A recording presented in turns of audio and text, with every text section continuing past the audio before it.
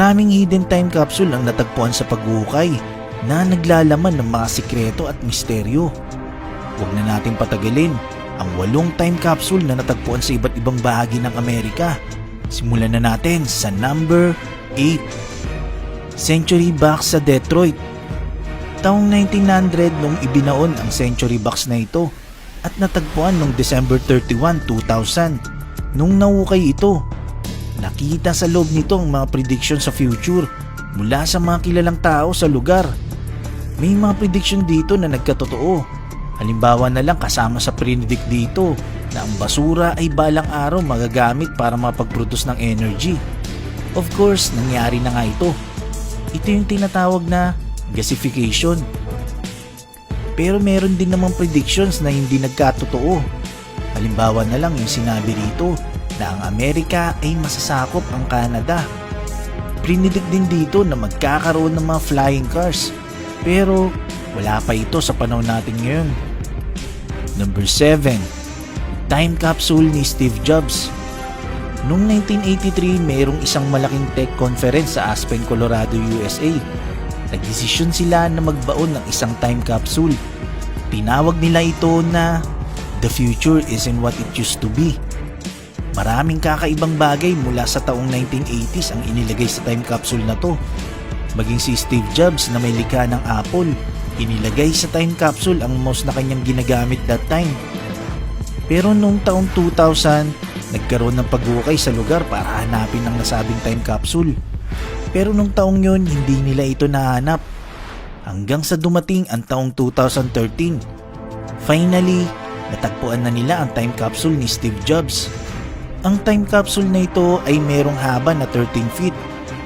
Nung binuksan nila ito, naglalaman ito ng mga bagay mula sa 80s tulad ng Rubik's Cube at recording ng The Moody Blues.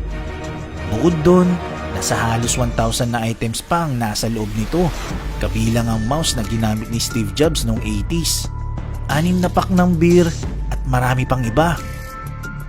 Number 6. 8,113 time capsule. Ang time capsule na ito ay ginawa noong taong 1936 ni Thornwell Jacobs na isang professor. At gusto niya after 6,177 years ito bago buksan. Ibig sabihin, taong 8,113 pa siya dapat buksan.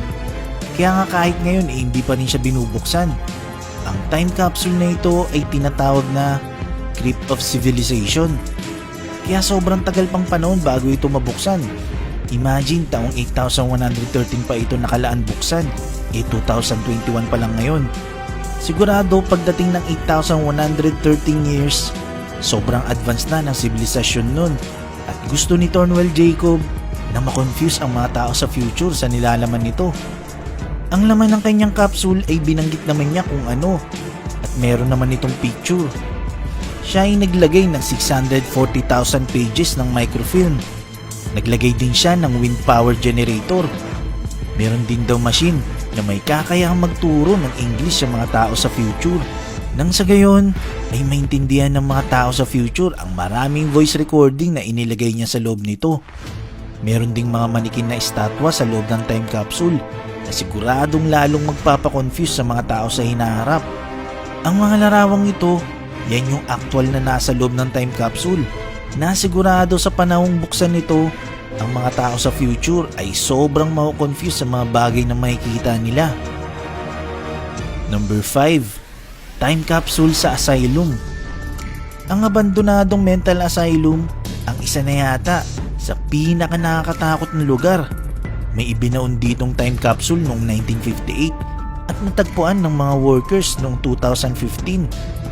Sa loob ng time capsule, mayroong isang videotape na naglalaman ng mga mensahe mula sa mga doktor. Kabilang sa kanilang mga mensahe ang mga techniques na ginagamit nila sa kanilang mga pasyente, tulad na lang ng electric shock therapy. Ito yung ginagawang pagkuryente. Of course, alam naman natin na hindi talaga ito nakakatulong sa mga pasyente. Sabi pa nga ng isang doktor, hindi nila alam kung makakatulong ba ito sa future itong mga pinagsasabi nila. Pero syempre, hindi na talaga. Matagal na nga itong pinagbabawal ang paggamit ng electric shock therapy. Ang isa sa nakakatakot na binanggit ng dalawang doktor dito ay yung tinatawag nilang insulin shock therapy. Ito yung pagtuturok nila ng malaking doses ng insulin sa mga pasyente na nagiging sanhi ng pagkakoma ng ilang linggo. Number 4. Cake capsule. Noong taong 2013, may mag-asawa na nakatira malapit sa Niagara Falls sa Canada na nag-renovate ng kanilang bahay. Dito ay natagpuan nilang isang time capsule na nagmula pa sa taong 1948. Sobrang excited ng mag-asawa at nag-e-expect sila na naglalaman ito ng mga kayamanan o artifacts. Nung binuksan nila ito, ang time capsule ay naglalaman ng mga dyaryo at postcards noong 1948. Ang matindi pa rito, meron din sa loob na isang slice ng cake. Siyempre, puro amag na ito at hindi na pwedeng makain sa panahon yun. Number 3. American Time Capsule. Ang time capsule na ito ay ibinaon ng isang American revolutionary na si Paul Revere noon pang 1795. Ibinaon nito sa isang sulok ng building sa Massachusetts State House.